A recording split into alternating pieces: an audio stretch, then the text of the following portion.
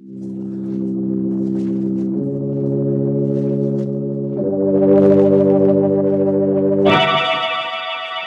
Tea and Lipton Soup present Inner Sanctum Mysteries.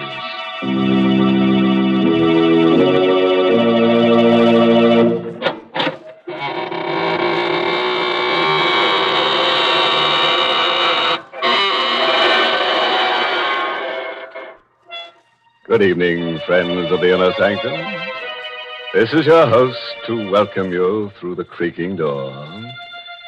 We're going to begin tonight's festivities on a scientific note with something that will save you a good deal of money.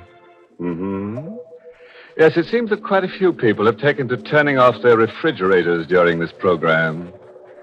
Yes, they've discovered they can deep freeze all sorts of things by just listening to Inner Sanctum and letting their blood run cold. Well, Mr. Host, that's quite an idea. Have you any other scientific suggestions? Oh, certainly, Mary. For instance, here's a way to cut down on your laundry bills. Instead of having the laundry starch your clothes, just put them on top of your radio Tuesday nights. Inner Sanctum will scare them stiff. Well, now it's my turn, Mr. Host, and I'd like to make a suggestion, too. It's about an easy way to get more enjoyment out of your teapot. Here's the whole trick. Just use Lipton tea. In every cup of piping hot Liptons, there's extra tastiness waiting to delight you. And the reason is Lipton's grand brisk flavor. Brisk, you know, is the tea expert's own word for the tangy, full-bodied flavor of Lipton's. And what a pleasure that flavor is. No wonder more folks buy and enjoy Lipton's than any other brand of tea in the world. They've found, as you will, that Lipton's always has brisk flavor. It's never flat. Always lively and spirited, with the hearty zest of tea at its best. So next time, serve Lipton tea. Its brisk flavor gives you more contentment in every cup. Now, friends, lend an ear to tonight's story. An original radio play by Robert Newman called Blood of Cain, starring two of your radio favorites, Mercedes McCambridge and Carl Swenson. A tale of blood spilled in hatred and vengeance. Of blood that carries a curse that is as old as man. You don't believe that's possible, eh? And suppose you put out all the lights, pull your chair up close, and listen. A small square, once fashionable, on the outskirts of New Orleans. The iron balconies where elegant ladies once sat are now rusty and sagging. The paint on the rambling houses is cracked and peeling, and grass grows between the cobblestones. The bayous and the jungle have crept close to it, and at night the cries of strange birds, the croaking of giant frogs can be heard. What was formerly a living portion of the old world has become a place of decay and death. More pigeons died this evening. I saw them towering up and up into the darkening sky, as if to escape the pain gnawing at their vitals, and then fall into the square and into the garden. I still didn't believe, couldn't let myself believe. And then I saw her, standing in the shrubbery, the bag from which she had been feeding them still in her hand. I knew then that I could wait no longer, that I had to find out. Louise. Eugene, the pigeons. There's something wrong with them. They're Dying. Yes. how? And why? I'm no chemist, but I'd say it was poison. Poison? But who would do that? Louise. Now listen to me, dear. Please listen. I love you. I've loved you since I first came down here. First met you. You know that. And you know that I'll understand. Now tell me, why have you been doing it? I? You're the only one who feeds them. The only one who could do it. Oh, no, I didn't. Louise, where are you? Grandfather! Grandfather! Oh, my dear child, what is it? The pigeons. They're dying. It's the second day now. And Eugene said... He said what? Have you looked at any of them, Dr. Philippe? Examined them? Will you go into the house, my dear? I'll be along in just a minute. But, Grandfather... Please, dear. Yes, Grandfather. Of course. I'm very sorry you did this, Owen. Mentioned it to her. Did you examine any of the pigeons? I did. Poison. Probably from my laboratory. But then you know... I know a great deal, Mr. Owen. I'm her grandfather. And I think it would be very wise if you kept away from Louise. Did not see her again. What? Well, that's ridiculous. I love her. I'm sure you do. But perhaps I did not make myself clear.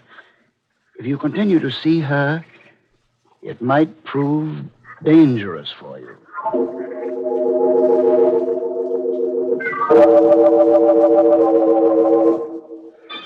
I didn't eat any supper that night. I went back to my room and sat there in the dark, staring at the shuttered, brooding house.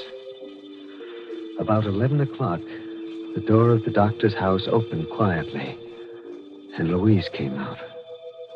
Without looking right or left, moving almost like a sleepwalker, she went up the street. I hesitated only a minute, and then I hurried down the stairs and after her. And just as I got downstairs, the door opened again, and... Is that you, Owen? What?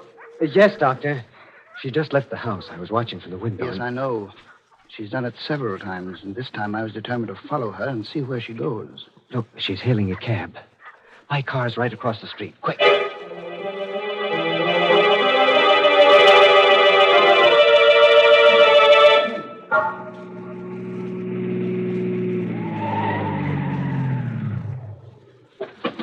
Louise went in there. What kind of a place is that? Yeah, that smell. There's the smell of death. From the noise, I would say it was an abattoir. A slaughterhouse? Good Lord. But why? Why would she come down here in the dead of night? I like you, Owen. I think you know that. And it was for your own sake that I warned you to keep away from her. There are things that you do not... Well, that you cannot know about her. No? Well, we'll see. I'm going in and get her and find out from her. Just a moment. There she is, just inside the gate, talking to the watchman. No sense arguing about it, lady. I just can't let you in. But you must. You've got to. You always did before. That's just it. Now, once was all right, even twice. But, well, if you want to know the truth, the men have been complaining. Nobody exactly likes killing steers, but they say that the way you stand there watching them, well, it makes them nervous. You've got to let me in.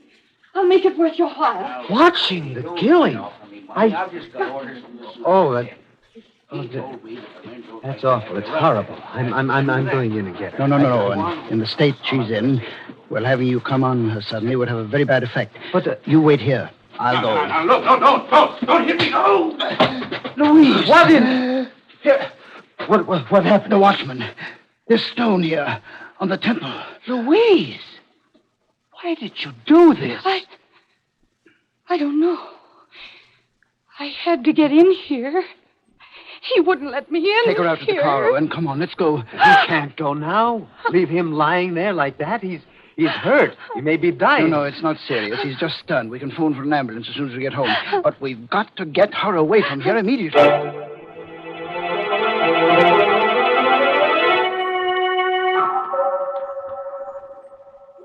Sit down, Louise. Yes, Grandfather. I'm sorry I ran away like that, Eugene. But I suddenly felt strange. Ill. It's all right, Louise. You've been feeling that way quite often lately, haven't you? Yes. Yes, I have. Just what makes this feeling so strange? Well, it's hard to describe. It's as if I weren't myself anymore. It's the opposite of sleepwalking. It's as if I were awake, but not really conscious. And I hear voices telling me to do things, and whispering a name that sounds like Jonah. Like what? You've been in my study reading my books. No, but I haven't, Grandfather. You always forbade me to. And how did you know that name? Well, whose name is it? And, well, what does it have to do with Louise? It's the name of a family which is almost extinct. And it is a name which means death. Oh, what do you mean? I was always very interested in the Journat family for reasons of my own. And I've collected all the historical references to them that I could.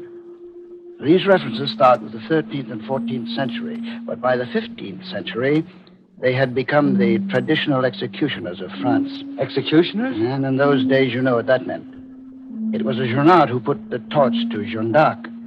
A Journat received a handsome bequest from Louis XI for services rendered. A Journat operated the guillotine during the French Revolution. Perhaps that's why the family migrated here after the fall of the Republic. They came here? Yes. 20-odd years ago, there were a whole series of particularly atrocious murders here. The murderer was finally caught and executed. His name was Max Journat. Why do you tell me all this? And why should I constantly seem to hear that name? Well, even when you were little, my dear, you used to have those strange fits, spells when you would do unpleasant things. Afterward, you could never remember them. Now, do you remember poisoning the pigeons and going to the slaughterhouse? What? Oh, no, Well, no. I've never discussed the matter with you because I thought it might actually implant the idea in your mind. I'd hoped that if you were left alone, you'd outgrow it, but... But what? You still haven't told me what all this about the Journats has to do with me. It has a great deal to do with you, my dear. You see, Max Journat was your father.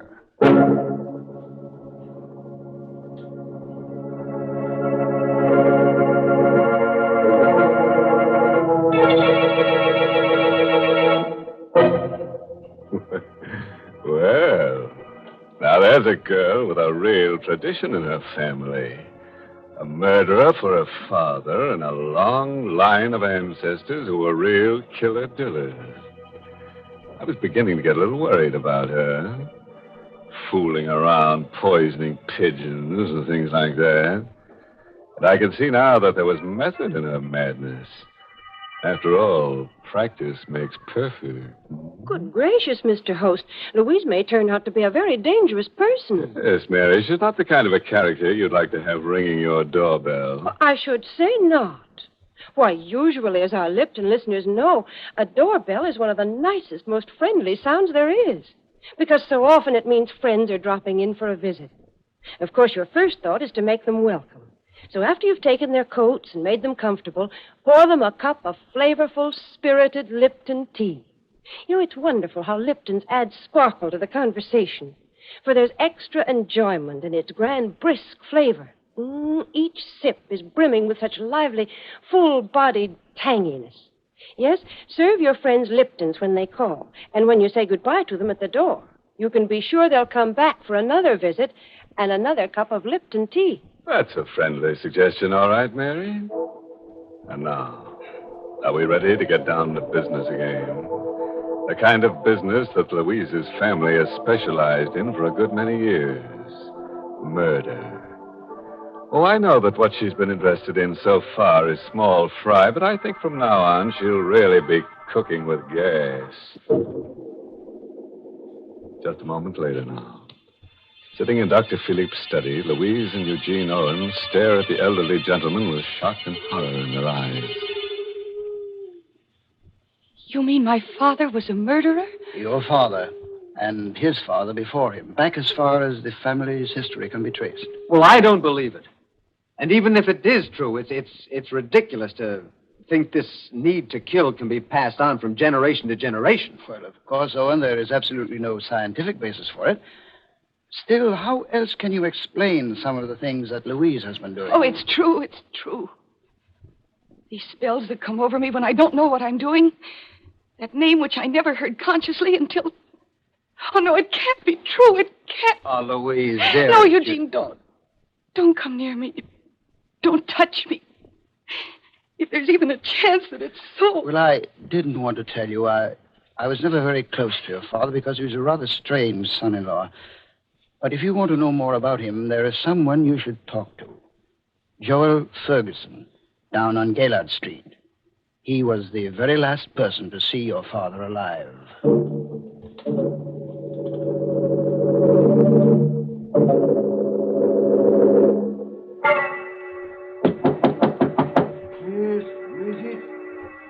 Mr. Ferguson? Yes. Who is it? My name is Louise Philippe. I'd like to talk to you for a few minutes. Just a second. Come in. In here. Thank you. What did you say your name was again? Louise Philippe. At least that's what I always believed it was. Until yesterday. And then I discovered that my name was Louise Jonard. Jonard? Not Max Jonard? Yes. He was my father. What do you want of me after all these years? It wasn't my fault. You know it wasn't my fault. I only did what I had to do. I don't know what you mean. I was told that you were the last person to see him alive, and that perhaps you could tell me something about him. Yes. There are things that I can tell you. That he was evil, but that he knew he was evil. There was a curse on him that made him do the things he did do. Voices that whispered in his ear, told him to kill, made him kill. Voices? And in the end, at the last minute, he thanked me. He thanked you for what? For stopping him from doing any more killing in the only way he could be stopped.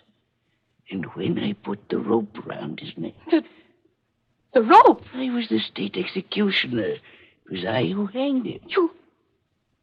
You killed my father. I only carried out the sentence that was passed on him. And why are you looking at me that way? I didn't know. I only came here to see you because... You're lying. If you were his daughter, then you were like him. And you came down here to kill me. Kill you? That knife there in your bag. Huh? I didn't even know it was there. You're lying. Keep away from me. Keep away. But I didn't come down here to kill you. Then stop staring at me like that. Put that knife away. No, don't come near me. Don't.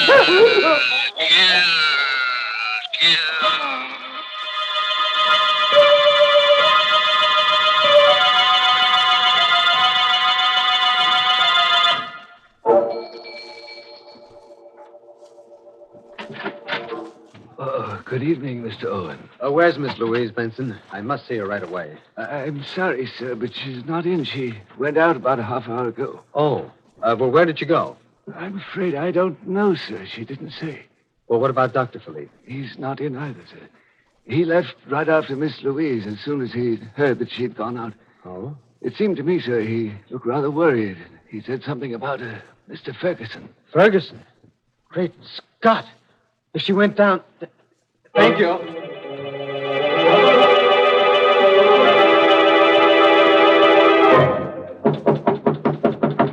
Who's that? I'm looking for Miss Louise Philippe. I was told that she... Is that you, Dr. Philippe? Yes, Eugene. Is she here? Yes, she's here. But you're too late, just as I was too late. What do you mean? Inside there. See for yourself. Oh, don't tell me that anything's happened. Good Lord. Louise. She won't answer you. That's the way I found her when I got here. Sitting there with a knife in her hand and Ferguson lying across the table, dead. Eugene. Louise. Eugene. Oh, Louise, Eugene. darling. Oh, why did you do it? Do what? Ferguson. Dead? Yes, dear. Didn't you do it? I don't know. I didn't even know who he was when I came down here. And I found out that it was he who executed my father. Then I started to hear those voices.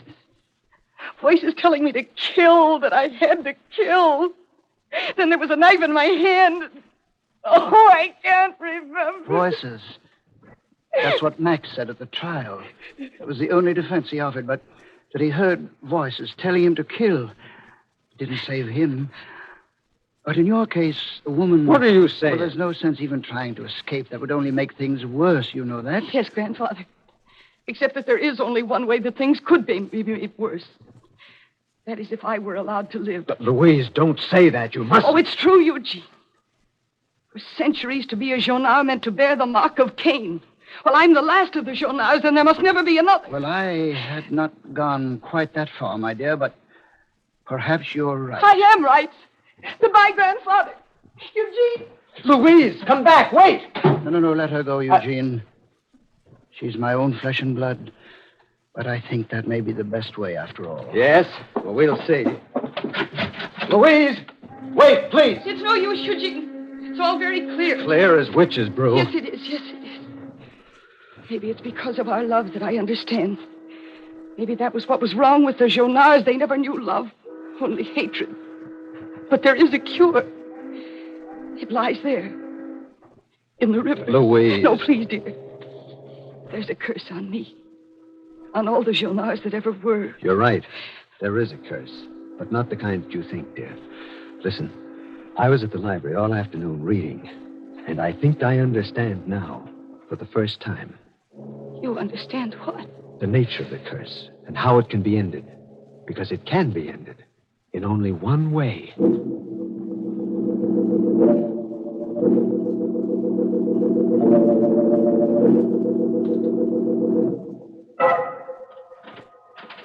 Oh, Eugene? Is that you? Eugene? No, Grandfather. It's not Eugene. Louise, why, I thought you... Why did you come back here to Ferguson's place? I don't know, Grandfather.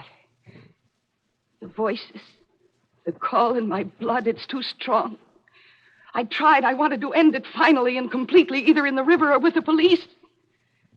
But I couldn't. You mean you're not going to give yourself up? No, Grandfather.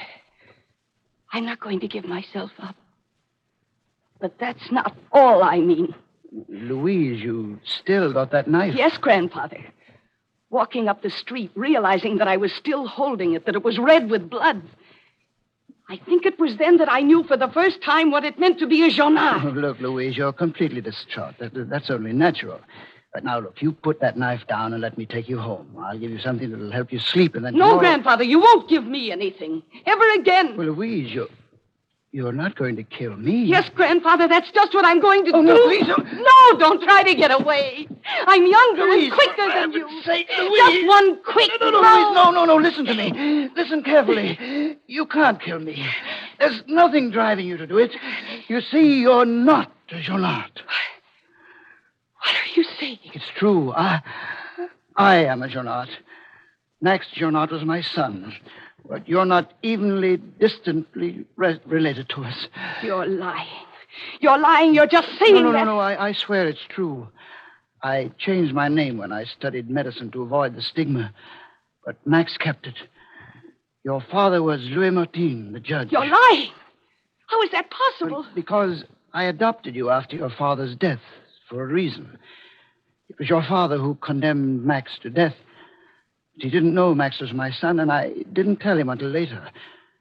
Your mother died when you were born, and I was your father's physician. And when he was desperately ill, I offered to adopt you and take care of you. And then when the papers were signed, I told him who I was, what I was going to do, that I was going to destroy you to avenge my son. And that's what killed him. But all those horrible things I've been doing, poisoning the pigeons, killing Ferguson... You haven't been doing them. It was I who did them. Using drugs and suggestion to make you believe that it was you, so that you would either destroy yourself or... Oh, thank heaven, Eugene! Eugene, did you hear? Yes, dearest, I heard. And I told you, didn't I? Eugene! So it was a trick. A trick to trap me. Yes, Doctor, it was. I was at the library and at City Hall all day looking up the records. Here, drop that knife. No, Owen. This won't be as poetic a death as the one I'd planned for her, but... The lights! Louise, put the lights out! Oh, that won't help you. Either of you. You won't get away. I'll find you in the light or in the darkness. And... there you are. Die, then. Now you'll die. Die! Louise! It's not I. It's not you. What did... Then who did... Let go of me. Let go of me. Lights! Louise, quickly. Eugene, what happened? Who did he... Ferguson. Yes. He stumbled into him in the darkness, thought it was one of us. Then he must have tripped. The knife. He must have fallen on the knife. Well, somehow it seems only right that the last of the Journals, who killed so many, should be destroyed by the dead.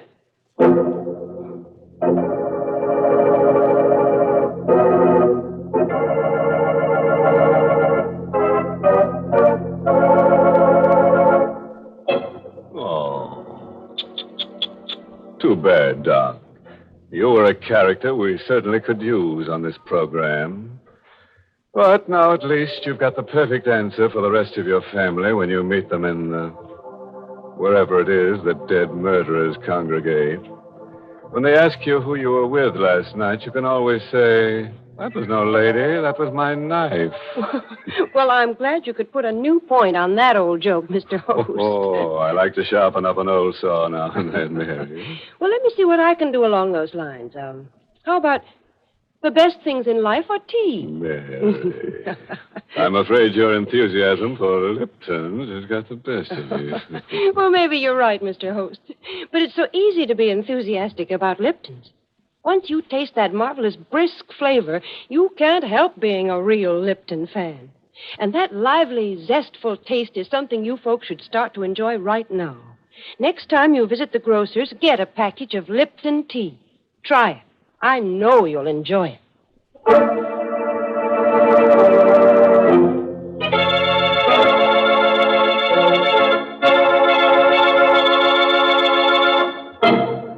May I add a word of advice, friends? If you should happen to bump into an elderly gentleman dressed all in black on a dark street some night, don't get into an argument with him, especially if he happens to be carrying a blood-stained knife. After all, you can end up just as stiff if you're dead right as if you're dead wrong.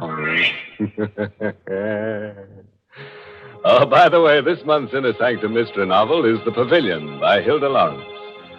And next week's Inner Sanctum story, brought to you by the makers of Lipton Tea and Lipton Soup, and directed by Hyman Brown. Next week's story is called Skeleton Bay. It's about a lady novelist who writes murder mysteries until she decides she'd rather be a character instead of an author. She chooses Skeleton Bay as a vacation spot, but it turns out to be her last resort. Now join us next Tuesday on Skeleton Bay. Until then, friends, good night. Pleasant dreams.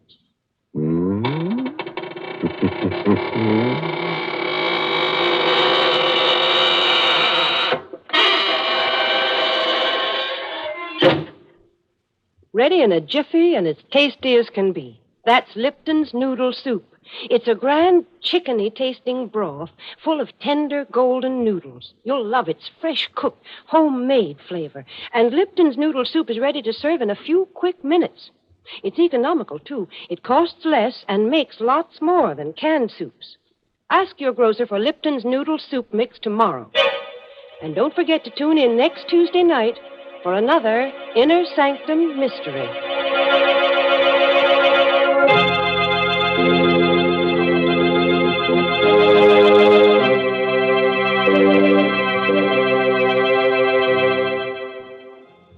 All names and characters used on Inner Sanctum are fictitious. Any similarity to persons living or dead is purely coincidental.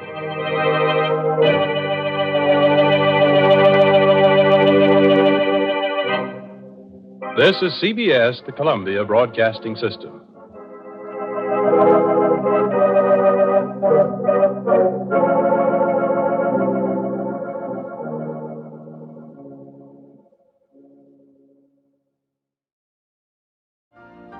You've been listening to the OTR Gold Network. Find more classic radio at otrgold.com.